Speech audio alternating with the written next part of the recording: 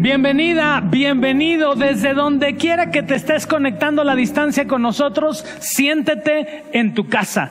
Esta pandemia nos ha dejado una lección importantísima. La iglesia no es este lugar. La iglesia está ahí donde tú estás hoy adorando al Señor. Así que vamos a unirnos en una comunidad a distancia en este día y vamos juntos a adorar al Señor. No te olvides que es tiempo también de seguir cumpliendo con la gran comisión. Es tiempo de compartir y llenar las redes sociales de la gloria del Señor. Así que por favor, aprieta ese botón y comparte con todos, absolutamente todos tus contactos de las redes sociales y vamos a unirnos en un canto de alabanza glorificando al Señor. Otra vez, bienvenido.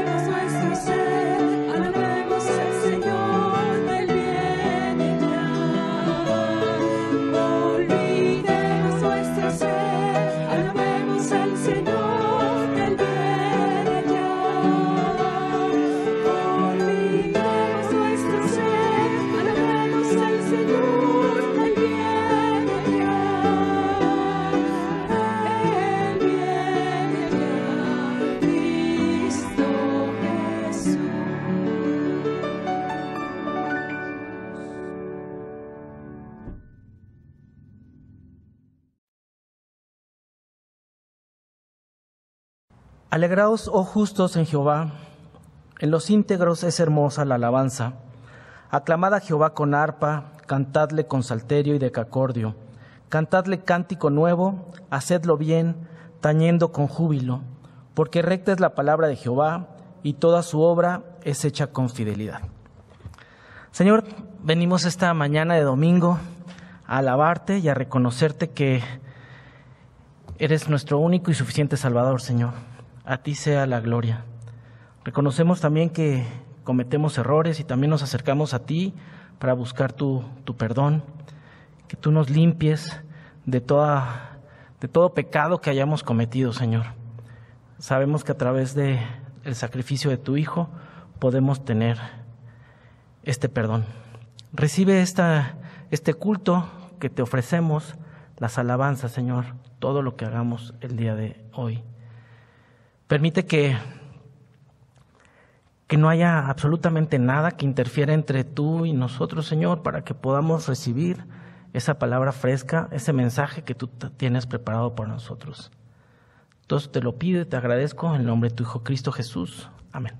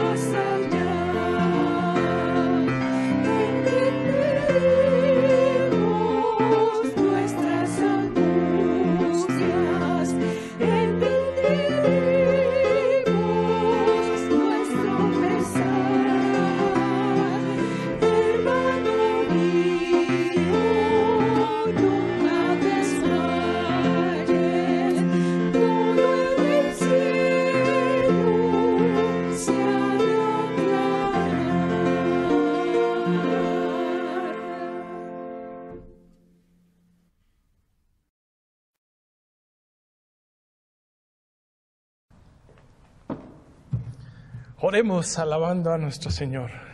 ¿Quién como tú, oh Dios, Señor de señores? ¿Quién como tú, majestuoso en santidad? Gracias, Padre, porque tu pueblo podemos darnos cuenta, por la guía de tu Espíritu Santo, de todas las maravillas, de todas las bondades, de todas las misericordias que derramas constantemente en medio de tu pueblo. Porque día a día, Señor, tu misericordia nos atiende. Y Señor, hoy podemos considerar todo esto y pensar en alabarte y en bendecir tu santo nombre. Gracias porque pones en nosotros este deseo, este anhelo de buscar tu rostro, de alabarte, de glorificarte, Señor. Y sin importar cuál sea la condición, situación o momento que estamos viviendo, sabemos que tu presencia en medio de tu pueblo es la que nos acompaña y nos mueve a seguir adelante y esperar en ti. Así, Señor, este domingo dedicamos nuestra vida, nuestra mente, nuestro corazón, nuestras voces, cantos, para alabarte y bendecir tu santo nombre, al único digno de recibir toda la alabanza, al único digno de recibir toda la adoración. Hoy cantamos porque Jesús con su muerte nos permite hacerlo. Amén.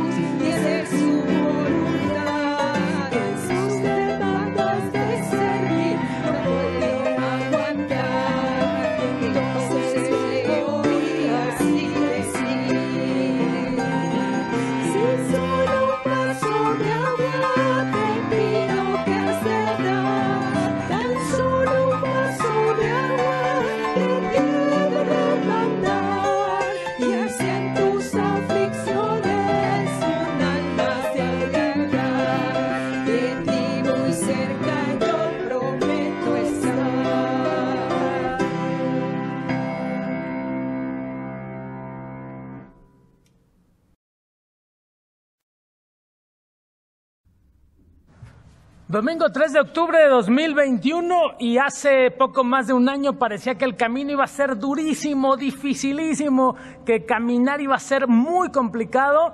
Y ha sido complicado, pero el Señor ha allanado el camino y aquí estamos todavía glorificando al Señor. Mientras Él nos lo permita, nuestro corazón seguirá alabándole y seguirá adorándole. Así que siéntete bienvenido a este culto de domingo y permite que el Señor hable a tu corazón a través del canto, a través de la oración, a través de su palabra y permite también que otros escuchen esto. Así que por favor comparte, es tiempo de compartir, es tiempo de llenar las redes de la gloria del Señor y solamente tienes que pucharle allá abajo donde dice compartir. Si nos estás viendo a través de la plataforma de YouTube, acuérdate que tendrás que copiar el enlace y enviarlo por tus canales de distribución para que toda la gente sepa y conozca al Señor y tenga una palabra de esperanza en este tiempo que sigue siendo un tiempo difícil, que a pesar de que ya parece que en el Distrito Federal, en la Ciudad de México, Distrito Federal, eso era hace muchos años, en la Ciudad de México ya estamos casi en semáforo verde, todavía estamos en amarillo,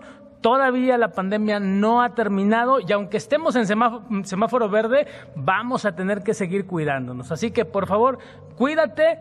Es importantísimo seguirlo haciendo y muy importante seguir compartiendo el mensaje del Evangelio.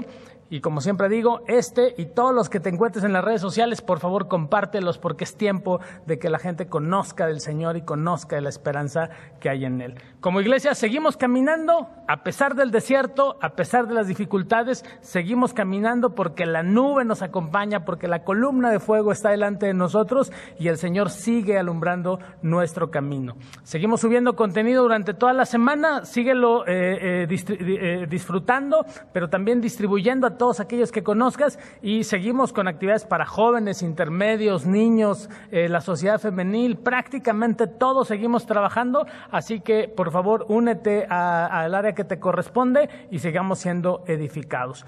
Por favor, también es muy importante que recordemos que este mes de octubre, mes de la Reforma, es un mes donde como iglesia, Puerta de Salvación, hemos realizado una cosa que llamamos el Festival Él Vive, Festival de Música Cristiana. El último fin de semana de este mes vamos a celebrarlo, vamos a tener este Festival de Música Cristiana donde muchas bandas, muchos jóvenes alaban al Señor y no hay otra cosa más maravillosa que ver jóvenes que alaban al Señor. Así que no olvides, el último fin de semana de este mes vamos a tener este Festival de Música Él Vive.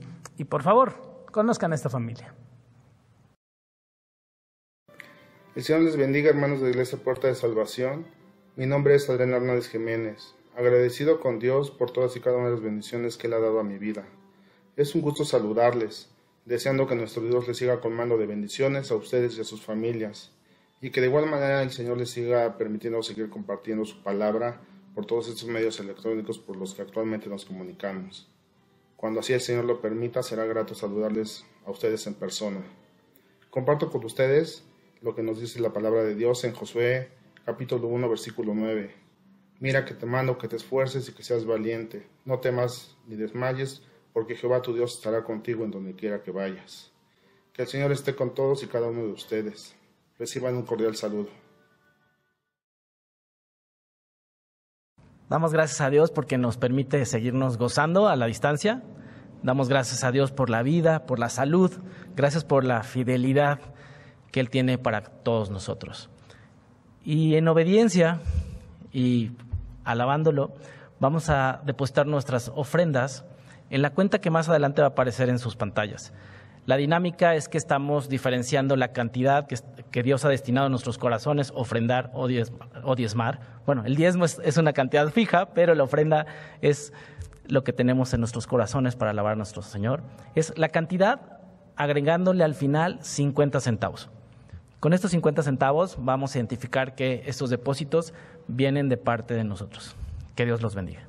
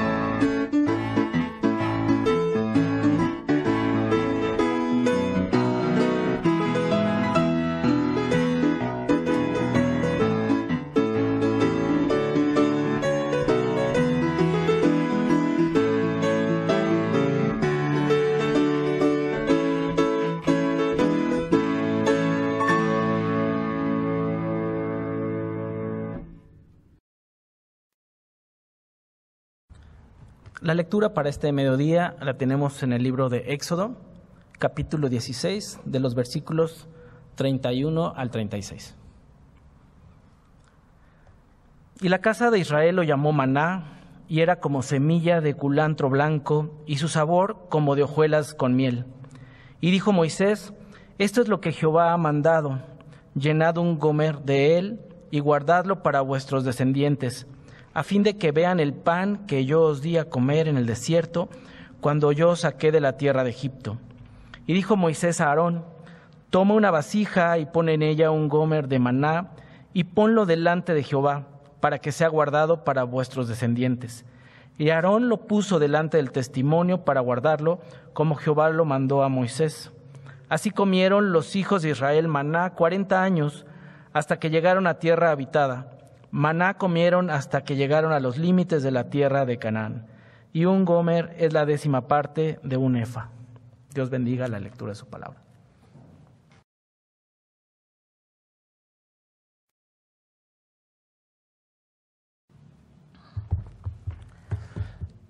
Año de 1996, presente lo tengo yo. Fue el año donde cambió el horario, tal vez tú te acuerdas, y ya escuché a un montón de coyotes aullar en este momento, porque sí, era el siglo pasado. Y en ese tiempo estaba en el estado de Oaxaca, en la sierra de Oaxaca, compartiendo el evangelio en una iglesia allá. Y en ese año, ahora que estuvimos en el mes pasado, en el mes de la misión, y que hablamos sobre la persecución, había un pueblito muy lejano donde inició la persecución, y al pastor de la congregación lo metieron a la cárcel. Y el pastor más cercano era yo, así que hablaron con nosotros para que fuéramos a ayudar al pastor que estaba en la cárcel y algunos hermanos que habían sido expulsados de ese pequeño pueblito. Así que nos encargamos de ir allá. Después de muchas horas de caminar, llegamos al pueblito, un pueblito donde hablaban un idioma que yo desconocía completamente. Me acompañaba una persona que más o menos hablaba el idioma, y cuando empezamos a llegar se empezó a escuchar pla, pla, pla, pla, pla, pla, pla. Y entonces yo volteé a ver a mi hermano y le dije: ¿qué es lo que está pasando? Y se están cerrando las ventanas de sus casas. Y empezaron a cerrar ventanas y puertas cuando vieron que 2 forasteros, 2 peregrinos venían de lejos. Y cuando llegamos ahí, después de muchas horas de haber caminado por la sierra, tuve sed. Y le dije a mi hermano: ¿cómo se me antoja una coca? ¿Se pueden imaginar ustedes eso? Después de mucho tiempo de caminar en el sol, una coca fría así, escarchada, lista para ser devorada por uno. Y me dijo: pues no hay tienda. Dije: pero traigo dinero, pero no hay tienda. Todo el pueblo estaba cerrado. Y no era un tema de traer dinero, no era un tema de tener sed, era un tema de que no había dónde comprar absolutamente nada. Cuando llegamos a ver la historia del pueblo de Israel, nosotros vemos a un pueblo peregrino, a un pueblo que comienza un camino raro, y que comienza un camino raro en un camino desconocido completamente. De hecho, prácticamente el desierto es un lugar sin camino. Y en este lugar sin camino se iban a enfrentar a todo tipo de dificultades, dificultades naturales, dificultades por enfrentar a otros pueblos que estaban asentados sobre territorios determinados, y sobre todo, encima de todas las cosas, lo más importante era sobrevivir. El reto de sobrevivir en el desierto era el reto verdaderamente más complicado que tenían. Así entonces, el capítulo 16 y 17 de Éxodo nos narra estas complicaciones que tenían. No se trataba de tener dinero porque llevaban dinero. Recuerden ustedes que salieron de Egipto con muchos recursos. De hecho, incluso llevaban armas. Pero eso no iba a saciar ni su hambre ni su sed. El arma no se podría convertir en agua. Nada de lo que traían podría convertirse en alimento. Así que se enfrentaban a un desafío importantísimo en su vida: cómo alimentar no a una persona, sino a todo un pueblo que estaba saliendo de Egipto. El capítulo 16 es un capítulo que, si ustedes lo leen completo, van a ver que hay una serie de repeticiones, y todo parece indicar, según los especialistas del texto bíblico, parece indicar que este texto es un texto que fue al final ya cuando estaban en la tierra prometida, de alguna forma, lo pongo entre comillas, armado, explicando todo lo que sucedió durante este tiempo. Así que nos enfrentamos a un capítulo que tiene ciertas referencias que son repetidas. Y lo último que encontramos, la última parte, que es la parte que leímos a partir del versículo 31, es una parte que es como el resumen de todo lo que anteriormente se ha dicho. Y es un resumen, y ahorita voy a explicar por qué específicamente es un resumen, pero finalmente lo que nosotros tenemos en la última porción de este capítulo es este compendio, esta parte sintética de qué fue exactamente lo que pasó en el desierto y cómo Dios alimentó a este pueblo. Lo que nosotros encontramos en la narración desde el principio es un pueblo que sale de Egipto, que está en el desierto y que se enfrenta al primer problema básico. ¿Qué vamos a comer? Y ante la problemática de qué vamos a comer, entonces lo que sucede según los primeros versículos es que comienzan a murmurar contra Moisés. Y le dicen, ¿por qué nos sacaste de esta tierra? Tal parece que el ser humano no cambia y lo primero que voltea a ver cuando algo sucede es a los líderes, ¿no? Y uno empieza a voltear a ver a los líderes y acusarlos de que lo que están haciendo está mal y cómo la desgracia va a cernirse sobre nosotros por una mala decisión que tomó aquel que nos dirige. Moisés entonces les dice, ¿por qué pelean conmigo? Yo no soy con el que tienen que pelear. Están altercando contra Jehová, contra el que los sacó.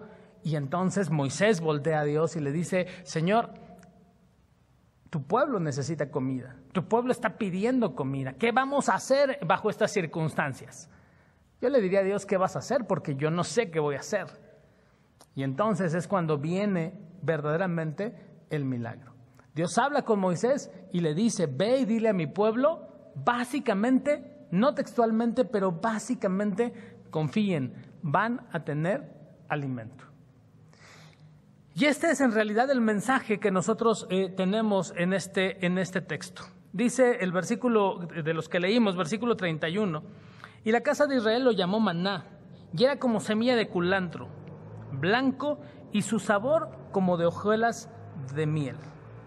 Lo que sucede entonces es que el pueblo comienza a murmurar, primero porque falta comida, luego porque falta agua. En el capítulo siguiente, capítulo 17, versículos 2 y 3, viene exactamente el otro momento en el que murmuran por falta de agua, cosas estrictamente básicas, y entonces lo que Dios da como una solución a la alimentación es el maná. Dice el versículo 3 del capítulo 16. Y se decían los hijos de Israel, ojalá hubiésemos muerto por mano de Jehová en la tierra de Egipto, cuando nos sentábamos a las ollas de carne, cuando comíamos pan hasta saciarnos, pues nos habéis sacado a este desierto para matar de hambre a toda esta multitud. El problema en realidad estaba que el tema básico era que ellos dicen, nos sentábamos a las ollas llenas de carne, y saciábamos nuestra necesidad. ¿Para qué? ¿Y cuál es la necesidad de salir de forma tan extraña, un camino tan extraño, volvernos extraños, peregrinos, y entonces enfrentarnos a la inanición? Y entonces la respuesta del Señor es, versículo 4, y Jehová dijo a Moisés, he aquí, yo os haré llover pan del cielo, y el pueblo saldrá y recogerá diariamente la porción de un día para que yo los pruebe si andan en mi ley o no. Es bien interesante que la respuesta de Dios es el maná, que básicamente el pueblo lo llamó man, esa sería la palabra en hebreo, y que es muy fácil recordar porque si tú piensas en el inglés, piensas en men, hombre, se escribe igualito en hebreo, man. El man es el maná. Y entonces cuando ellos salen y ven que hay una lluvia y que esta cosa blanca sabe delicioso, se preguntan, ¿qué es esto? Man. Y entonces la respuesta es maná. ¿Qué es esto? Literalmente eso es lo que significa. Versículo 15, y viéndolo los hijos de Israel, se dijeron unos a otros, ¿qué es esto? Porque no sabían qué era. Entonces Moisés les dijo, es el pan que Jehová os da para comer. El maná entonces, el maná era el pan que provenía del cielo. Y es ahí entonces donde viene la provisión directa de Dios. No es una provisión que venga del desierto, no es una provisión que venga de los animales, sino es una provisión que viene directamente de Dios. Evidentemente, no es pan como al que a ti te gusta, al que a ti te gusta comer con café, o con café con leche, o con leche, o con té. No es ese pan que probablemente alguno de ustedes está disfrutando en este momento mientras yo predico. No es ese pan. La palabra pan aquí es una palabra que intenta de alguna manera darnos el ejemplo, la imagen de cómo satisfacía la necesidad del pueblo. Y esta necesidad que el pueblo tenía estaba siendo satisfecha única y exclusivamente por algo que provenía del cielo. ¿Qué es esto?, decían ellos. Maná. ¿Qué es? No sabían exactamente qué era, pero sí estaban entendiendo de dónde provenía. Lo que sucede entonces con esta provisión en primera instancia, hermanos, es que queda claro que este Dios que los sacó de Egipto es el mismo Dios que los va a sustentar a lo largo y a lo ancho del camino. ¿Qué tan difícil o qué tan fácil sea el camino? ¿Qué tan complicado sea? Por supuesto que tenemos los antecedentes un poco más adelante, pero en el tiempo de necesidad, en el tiempo de esta necesidad básica, el Señor iba a suplir siempre, en todo momento, la necesidad del pueblo. Pero da una instrucción, y la instrucción es: salgan, tomen cada uno un gomer por persona, un gomer de este pan del cielo, y aliméntense cada uno de ustedes.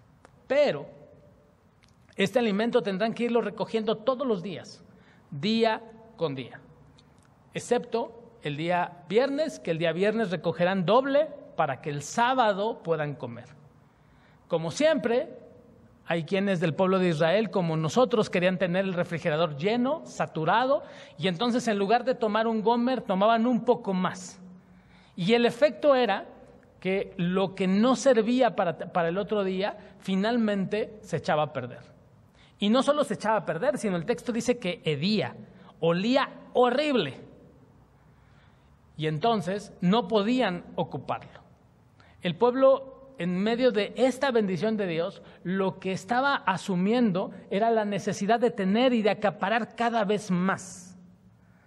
Un gomer, básicamente, si ustedes ven en sus tablas de pesos y medidas que hay en algunas Biblias en la parte de atrás, ustedes verán que tiene que ver con una cantidad, un número que tiene que ver con una cantidad en litros, y más o menos son 3.7 litros, algo así como un galón, para que nosotros lo tengamos como muy claro. ¿Has visto los galones de pintura? Bueno, pues un galón de pintura era por cada persona. Y este galón, estos 3.7, que era prácticamente un gomer, representaba el alimento de un día, de una persona. Estas hojuelas eran hojuelas que eran blancas, dice el texto, que parecían a determinadas cosas conocidas, pero que no era eso, y que sabían parecido a la miel, pero que satisfacía el hambre del pueblo. Este gomer entonces era una medida que cada quien tenía que tomar y que tenía que ser por persona. El pueblo, como digo, acaparaba, pensaba a lo mejor que si tenía un poco más podía, y le daba hambre en la noche, podía comer, o a lo mejor le faltaba al vecino y le podía vender. Pero lo cierto es que esto, dice el texto, se echaba a perder. ¿Qué era eso entonces? No era otra cosa más que la bendición de Dios y la provisión de Dios para el día a día.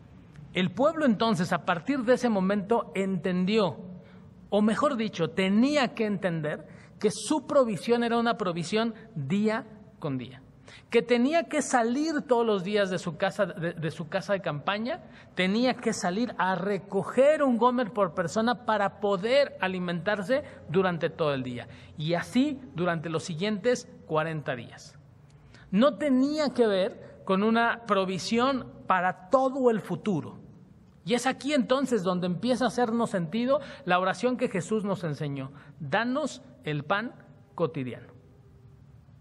¿A poco no se ve maravilloso el refrigerador lleno de cosas. ¿A poco no te sientes tranquilo cuando sabes que tienes 40 kilos de carne ahí en el refrigerador? Es más, hay que comprar un refrigerador más grande para que haya suficiente. El pueblo de Israel, como tú y yo, tenemos que aprender que en muchas ocasiones el tener en exceso es una gran bendición, pero la promesa del Señor es el día a día. Esa es la promesa del Señor. Y el pueblo tenía que salir a recoger y tenía de alguna manera que saber que dependía de Dios. Y este es el sentido teológico de todo este texto. El sentido teológico, hermanos, tiene que ver con, primera cosa es que el maná vino de Dios. No tiene que ver con una producción humana, pero la segunda cosa es que tenían que aprender y tenemos que aprender a depender de Dios. ¿Cuántas veces te han dado de comer lo del otro día? Ya sé que no te gusta y ya sé que... conocí a una persona que le gustaban mucho los frijoles. A mí me gustan mucho los frijoles, por cierto. Y conocí a una persona que comía frijoles también, que le gustaban mucho, pero le gustaban los frijoles del día. Y tenía un paladar para saber que los frijoles no eran del día, que era impresionante cómo su mujer sufría porque tenía que haber frijoles del día. No sé si tú seas de esos, pero el maná era del día, pero era todos los días. Y de repente a nosotros, cuando se nos repite el mismo alimento durante muchos días, llegamos realmente a no desear volver a verlo. El pueblo tenía que aprender, y nosotros tenemos que aprender, que no solamente se trata de la provisión de Dios y de depender de Él, sino se trata también de depender de su misericordia. Eso que hay, eso que Él da, eso es lo que es una bendición para nosotros y eso es lo que sustenta y debe sustentar nuestra vida. No solamente la misericordia tenía que ver con lo que les enviaba, sino además, como dije hace un rato, con la cantidad que les daba. Un gomer por cada persona. No me imagino algún adolescente ahí en el pueblo de Israel diciendo, un gomer no me va a alcanzar. Tal vez el papá le daba medio gomer o le quitaba a la hermana menor un cuarto de gomer o algo hacían para que el adolescente terminara de comer, pero lo cierto es que dependían de la misericordia de Dios tanto en el qué iban a comer como en el cuánto iban a comer. Y todavía más, no solamente en el qué y en el cuánto, sino en el momento que iban a comer. No es que en cualquier momento que se les ocurriera salieran a recoger el maná, sino que en realidad lo que sucedía era que tenía que haber como una llovizna, tenía que pasar un poco de tiempo y entonces el maná estaba listo. Esto era justamente depender de Dios. ¿Cuántas veces tú y yo nos desesperamos porque quisiéramos que todo sucediera con anticipación? No sé si te pasa, pero de repente como que uno entra en diálogos con Dios y uno voltea al cielo y dice, Señor, ¿no podrías organizarte un poquito más? Mira, si lo planeamos bien, si hacemos un buen proyecto y lo planeamos con anticipación y tenemos todo listo, entonces puede ser a la gringa. Cuando empecemos el proyecto ya tenemos todo el dinero listo. ¿No has pensado de repente así? A mí me ha pasado. Porque este asunto de depender en el día a día y depender qué va a suceder mañana y para ver si mañana tenemos o no tenemos, es en realidad estresante. Pero el pueblo no tenía que estar en estrés. El pueblo de Dios no es un pueblo que viva en estrés, sino que vive en completa y absoluta expectativa de saber cómo hoy Dios nos va a resolver la vida, cómo hoy Dios va a sustentarnos. Cuando digo resolver la vida no quiere decir que todo dependa de Dios. El pueblo tenía que salir y tenía que recoger, tenía que obedecer las porciones, tenía que obedecer los momentos. No pienso en el tema de resolver en el sentido de que Él haga todo y nosotros nos echemos en la hamaca y entonces ya no hagamos nada, sino tiene que ver con estar a la expectativa para saber cómo Dios va a responder bajo estas circunstancias de vida. El pueblo entonces tenía que aprender a depender de Dios. Pero miren qué interesante es el resumen, y por eso me voy específicamente al resumen. Dice el versículo 30, ya leímos el versículo 31, vamos al versículo 32. Y dijo Moisés: esto es lo que Jehová ha mandado: llenad un gomer de él y guardadlo para vosotros, para vuestros descendientes, a fin de que vean el pan que yo os di de comer en el desierto cuando yo os saqué de la tierra de Egipto. Fíjense cómo ahora no solamente su experiencia tiene que ver con una experiencia de dependencia de Dios, sino que ahora Moisés dice: vamos a guardarlo para las siguientes generaciones. Y aquí es entonces donde empieza el problema. ¿Cómo lo vamos a guardar? Si yo tomo un poco más de la medida del gomer para mí o para mi hijo o para alguien de mi familia, resulta que se echa a perder. ¿Cómo lo voy a guardar? Y entonces dice el versículo 33: y dijo Moisés a Aarón: toma una vasija y pon en ella un gomer de maná y ponlo delante de Jehová para que sea guardado para vuestros descendientes. He aquí la clave de por qué decimos que este texto, la última parte del texto, es un resumen. Es un resumen que se da ya en el momento, parece ser, donde ya el tabernáculo está diseñado, donde ya se tiene el tabernáculo, y Moisés le dice a Aarón: guarda un poco de maná, ponlo delante de Dios para nuestros descendientes. Y dice el versículo 34: y Aarón lo puso delante del testimonio para guardarlo, como Jehová lo mandó a Moisés. La referencia entonces es una referencia específicamente al Arca del Pacto. Según el Antiguo Testamento, en el Arca del Pacto estaban las tablas de la ley.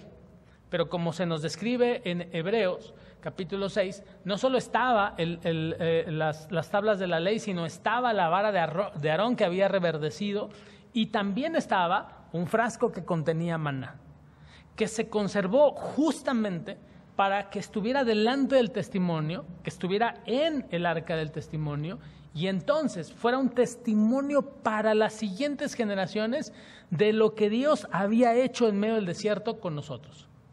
La mejor manera de poderle explicar a las siguientes generaciones cómo Dios había alimentado al pueblo, cómo lo había sostenido, era justamente con una muestra de maná.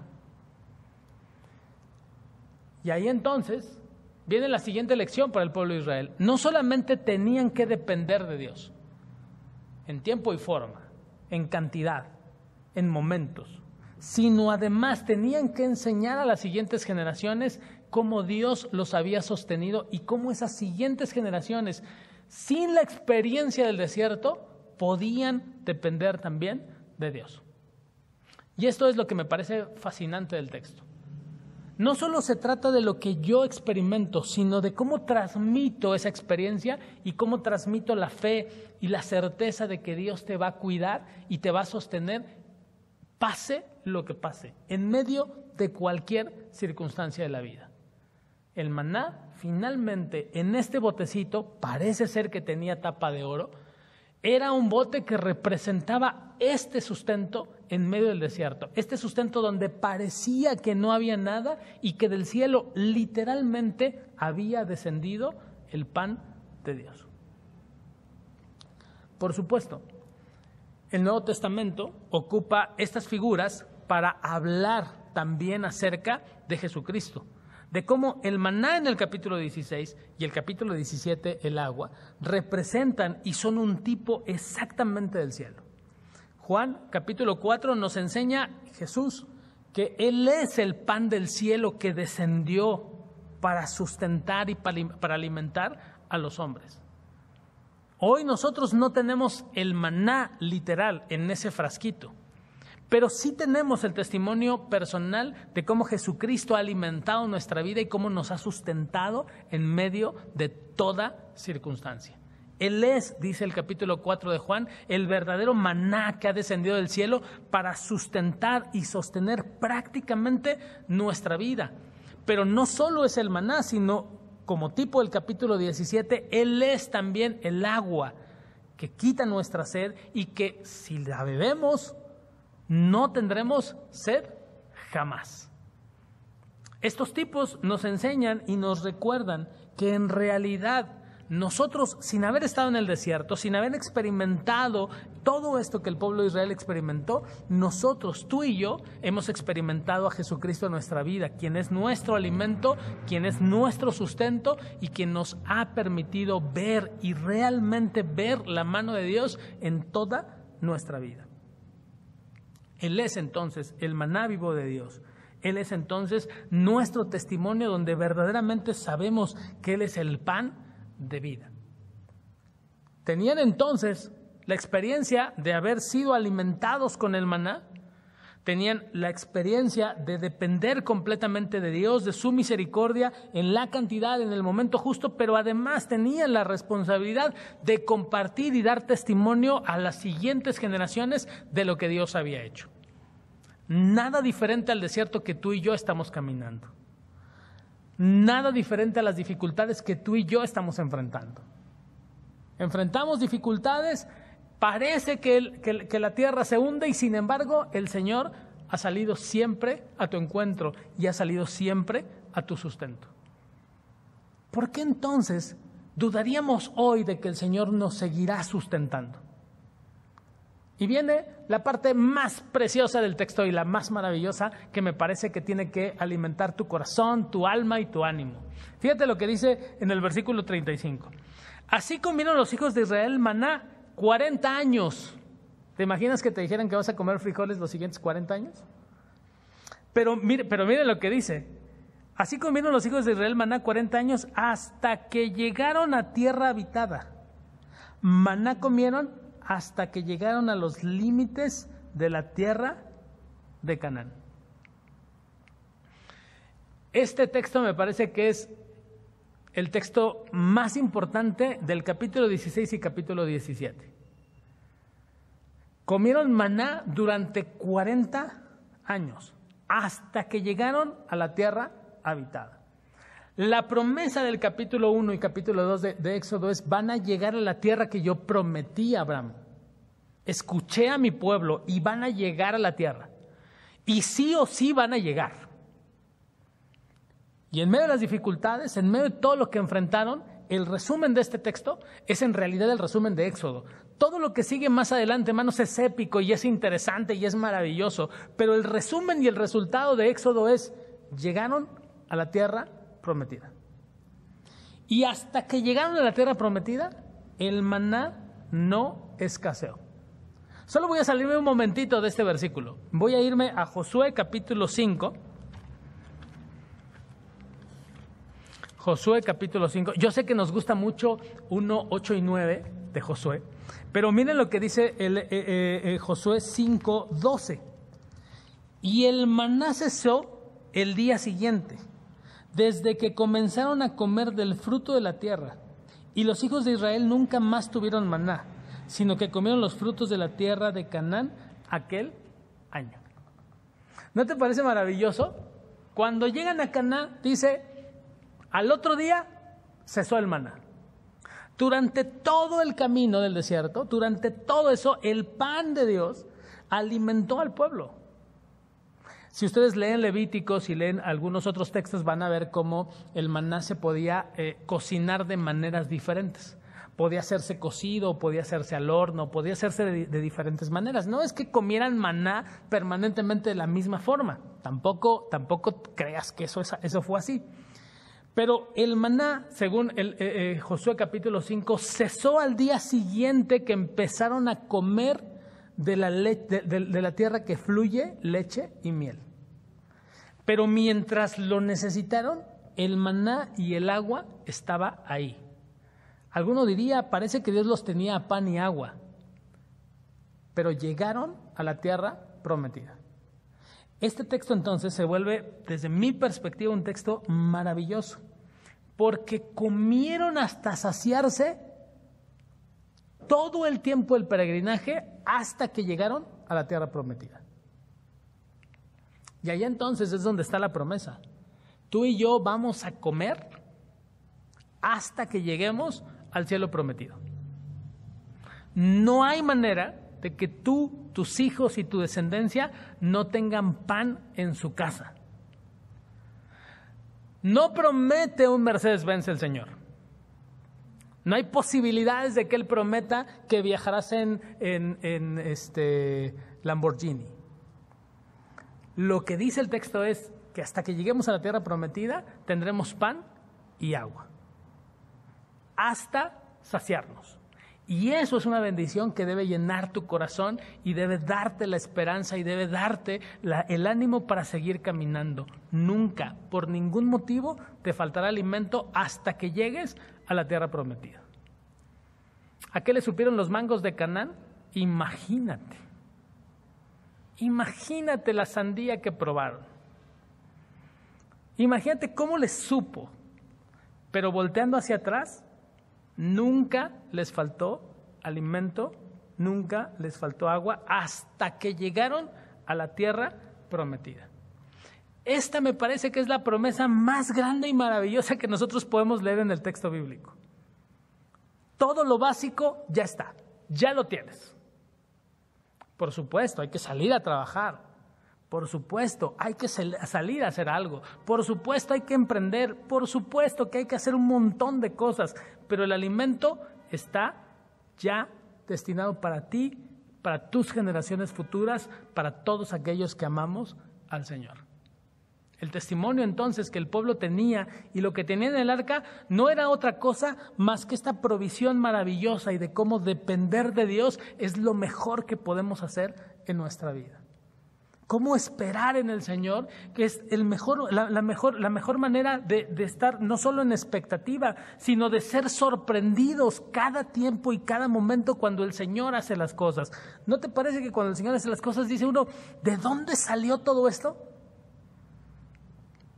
Dejarse sorprender por el Señor, hermanos, es toda una experiencia en la cual nosotros vamos viendo que depender de Él es la mejor inversión que podemos hacer en nuestra vida. Jesucristo, entonces, siendo el maná, siendo el verdadero pan del cielo y siendo el agua que verdaderamente quita nuestra sed permanentemente, es aquel que ha sido dado a nosotros para recordarnos exactamente eso, que quien depende de Dios nunca tendrá pérdida, que quien depende de Dios siempre será sorprendido, que quien depende de Dios siempre, día a día, tendrá el pan en su mesa. Te invito entonces para que en este tiempo de dificultad, en este tiempo de este camino raro que seguimos andando, confíes plenamente en el Señor. Sigue trabajando, sigue esforzándote, sigue emprendiendo, pero nunca, jamás dudes que tú, tus hijos y los hijos de tus hijos tendrán el pan en su mesa, tendrán vestido en su cuerpo, tendrán calzado en sus pies, porque el Señor siempre es fiel a su pueblo. Todo lo tendremos hasta que lleguemos a la tierra prometida. Que el Señor siga bendiciendo a su pueblo.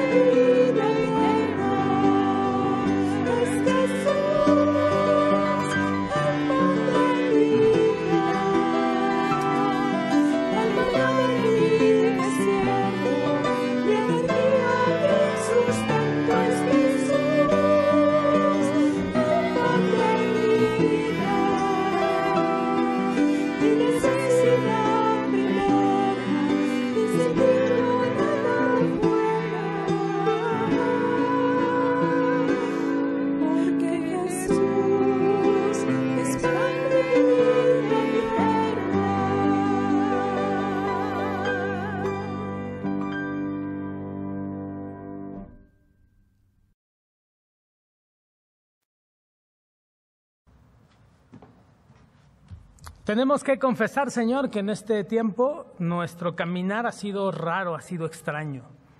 Y todo lo que nos pasa, de repente, elimina, nulifica nuestra fe. Tenemos que confesarte que necesitamos que aumentes nuestra fe. Te ruego en el nombre de Jesús que a mi hermano, a mi hermana que está ahí en su casa, seas tú, Señor, quien aumente su fe y su confianza y la certeza de que tú cumplirás todas y cada una de tus promesas.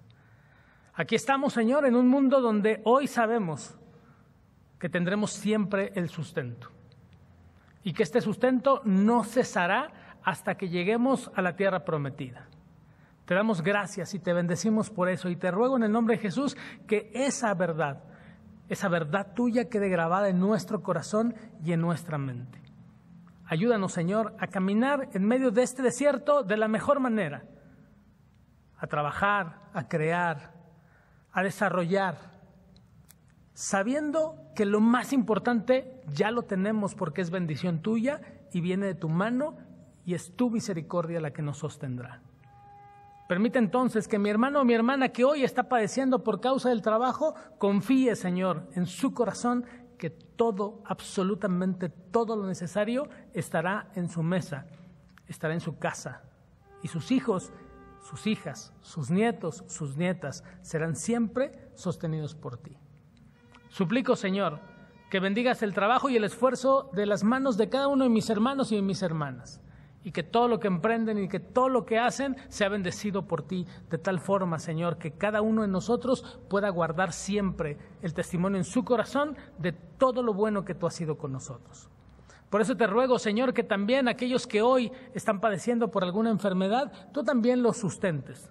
Rogamos, Señor, especialmente por la familia Gascón y rogamos, Señor, que tanto Ismael como Enrique puedan ver tu mano de misericordia en medio de la salud que hoy tienen quebrantada.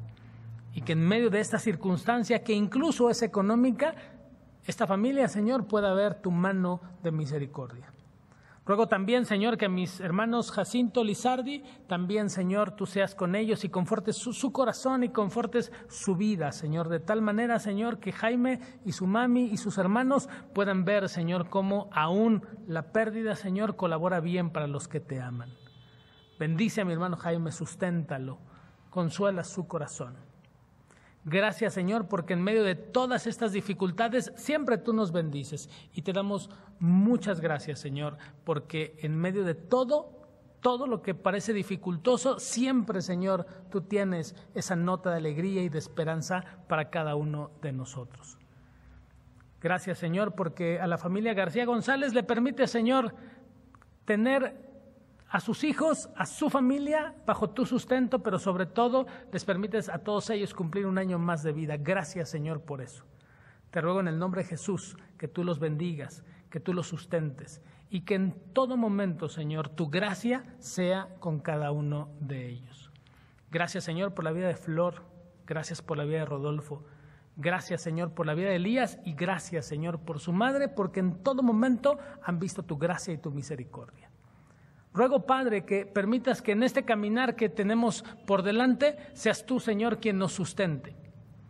Y, Padre, permite que, como si fuera un pequeño frasco lleno de esperanza, de fe, pero también, Señor, de las experiencias que hemos tenido contigo, nuestra mente y nuestro corazón funcionen para que en el futuro podamos dar testimonio a todos aquellos que nos rodeen, a todas las generaciones, que tú nos permitas ver de todo lo bueno que has sido con nosotros. Como Iglesia Puerta de Salvación podemos dar testimonio que has sido bueno con nosotros, que has caminado con nosotros, que nos has acompañado y que en las peores dificultades, en las peores desesperanzas, tú siempre has sido nuestra esperanza y tú siempre has sido nuestra luz. Gracias por eso, gracias porque hoy estamos aquí y sabemos, Señor, que es solamente por tu gracia. Te bendecimos y te damos gracias en el nombre de Jesús, nuestro Señor y Salvador. Mis amados hermanos y hermanas, que este Dios poderoso, este Señor de promesas, sea el mismo Señor que experimentes todos los días de tu vida. Que en los momentos difíciles, en las noches oscuras y frías, sientas el abrazo del Padre. Que en el tiempo de escasez, que en el tiempo de dificultad, sea Jesucristo tu pan y tu agua y sea tu sustento diario. Que en los tiempos de tristeza, de angustia, sea el Espíritu del Señor el que sostenga y sustente tu corazón, el tuyo, el de tus hijos, el de tus nietos, el de todas tus generaciones, ahora y hasta que Jesucristo venga en gloria. Y la iglesia escribe, amén.